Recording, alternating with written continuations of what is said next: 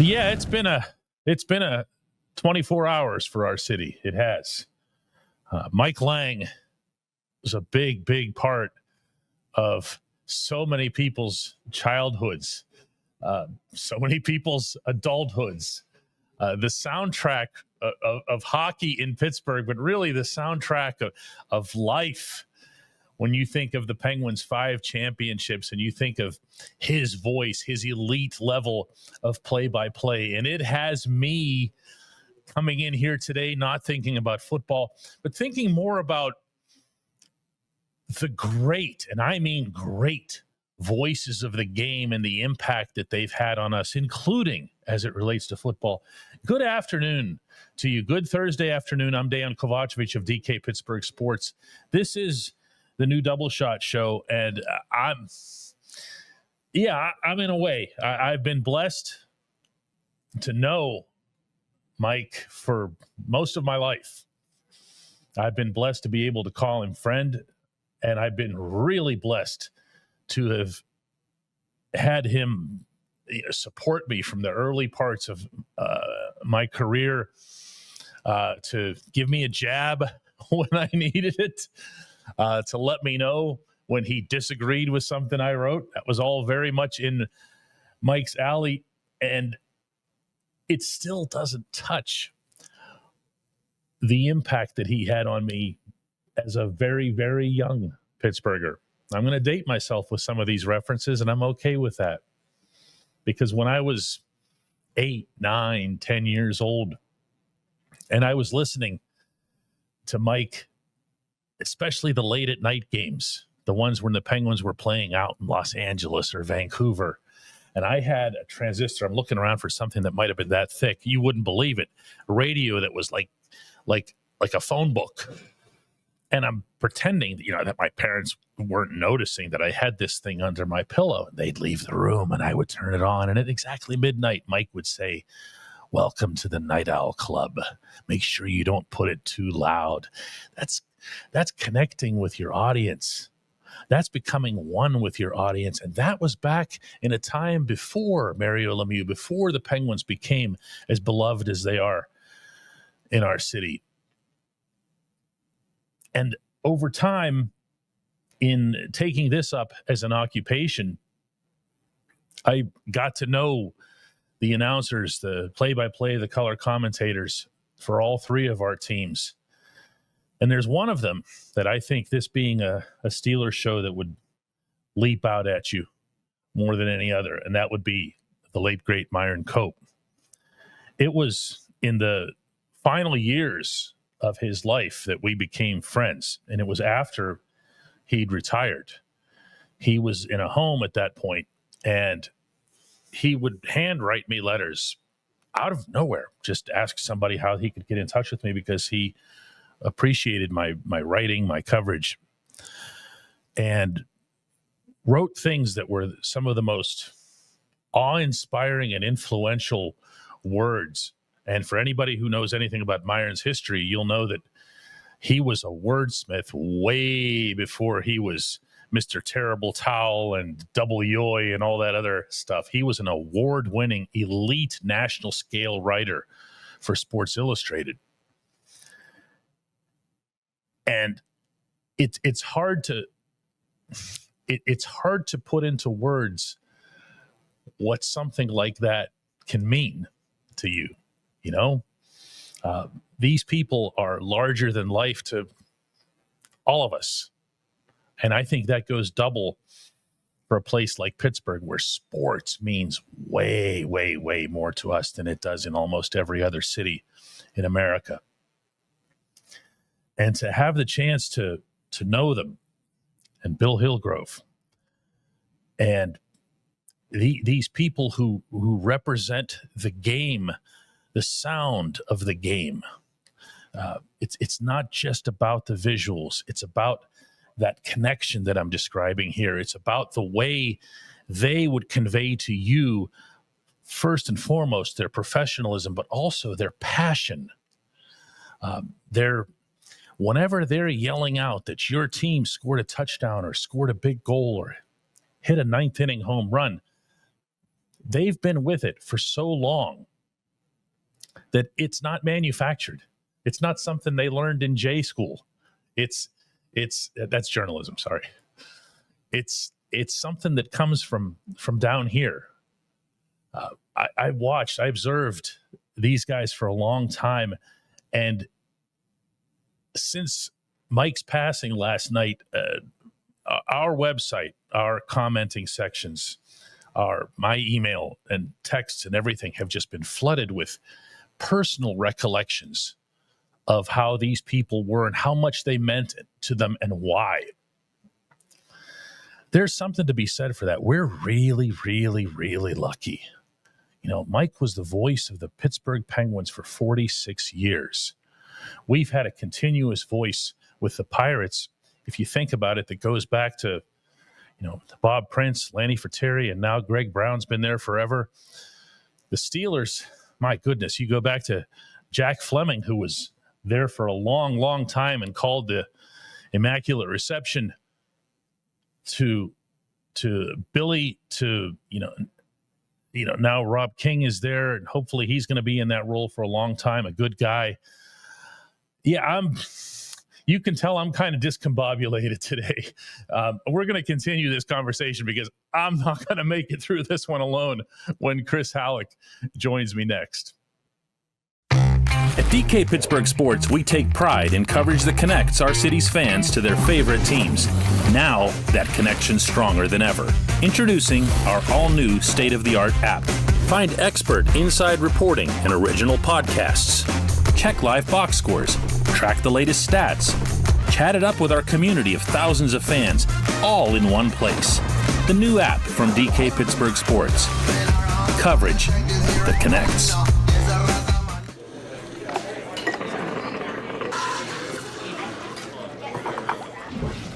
Joined now by Chris Halleck. Chris, the Steelers as an organization issued public condolences to the friends and family, not only of Mike Lange, but also to the Penguins. The Pirates did the same thing about an hour ago.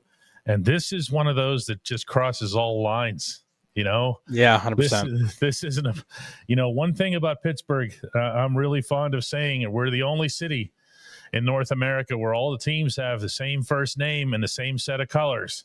Yeah. And this is one of those days where you're reminded of that. I wanted to ask you, and I was thinking about that and walking over here today, about your own experiences, because we all have them with the voices of the game, whether it's just somebody from afar, the ones that you love to listen to, the ones that made you love a certain team or a certain sport.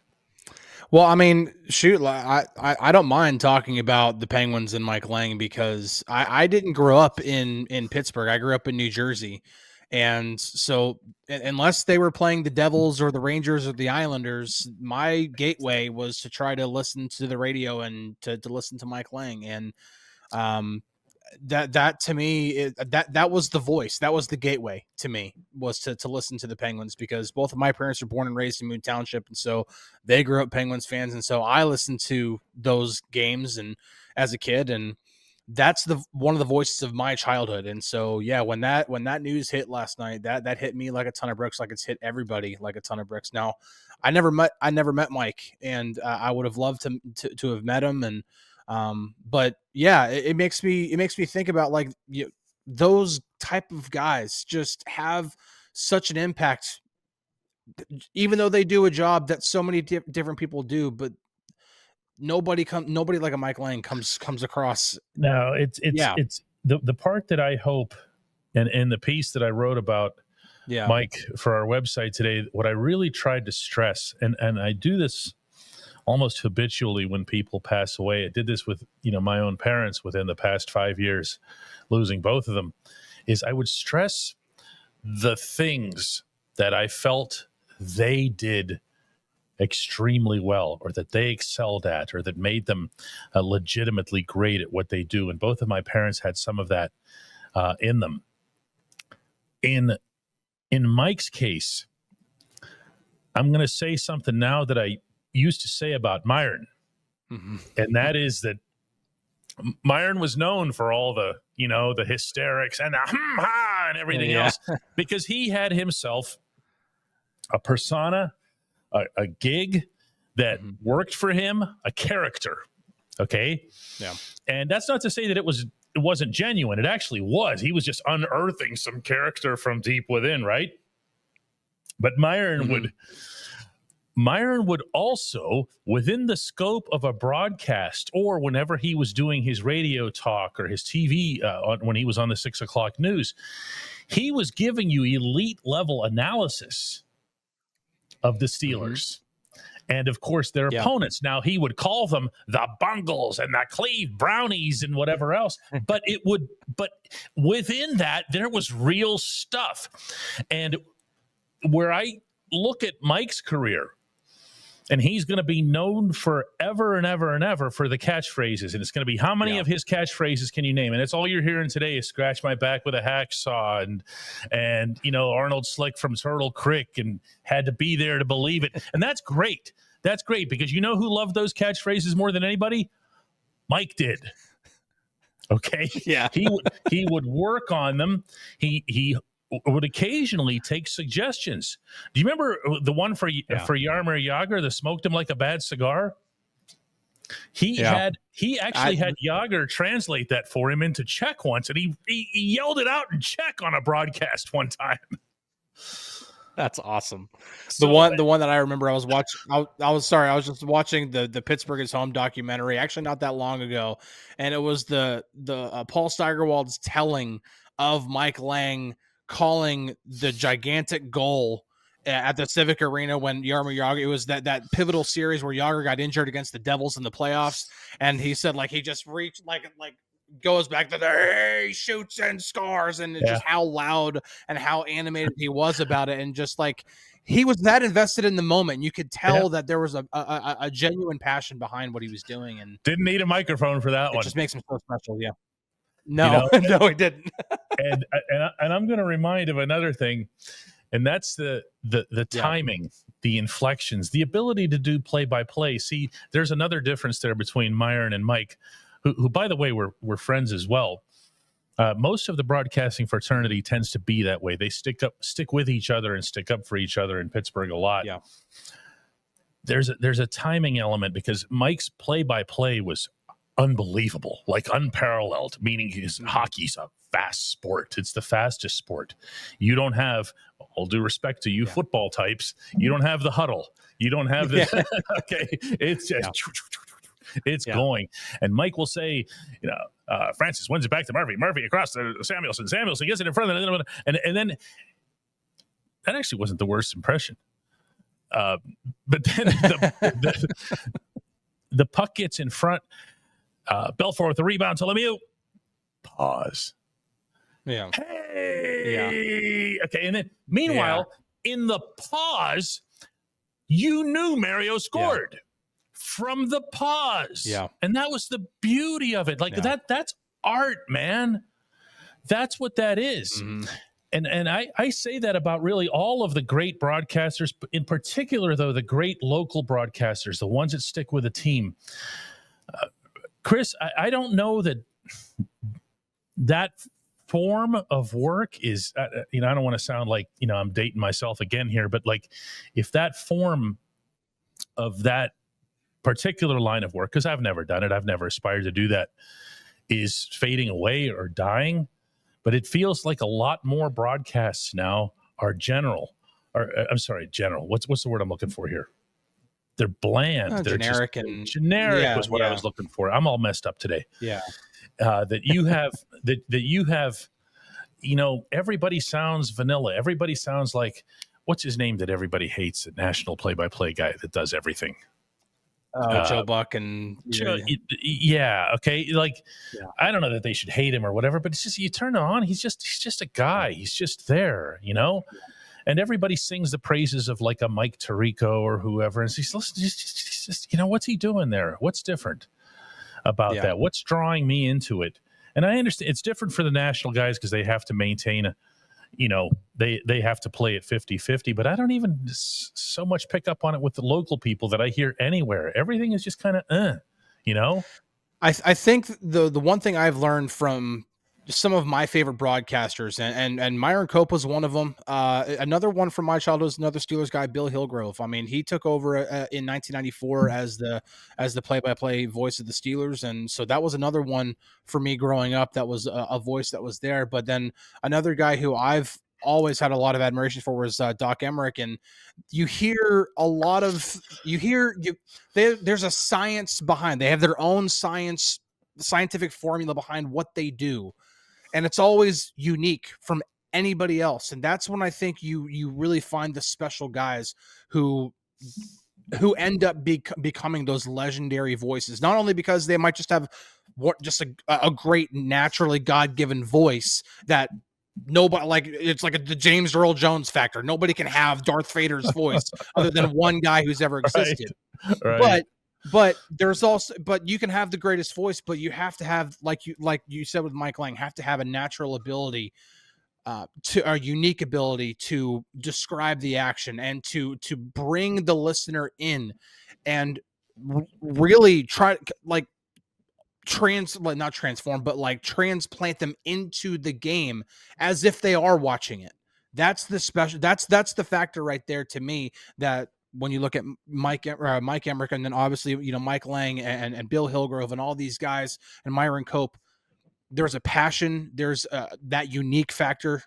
This one hurts. This one hurts big time because well, it hurt. It hurt when he retired too, because that man's 100%. Place was behind a microphone, and that man's place was at a hockey rink, and that man's place was very much in Pittsburgh. Chris, you talk about somebody who could have had any job he wanted anywhere, and he was right here with us for half a century. When we come back, J1Q.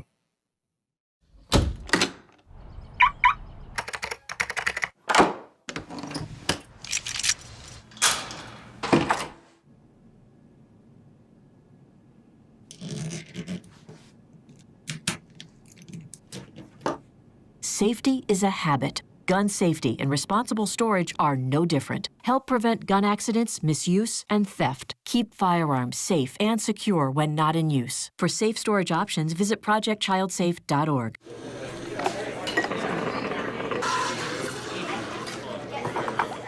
Time now for today's J1Q, and for that we head out to the center of our Commonwealth.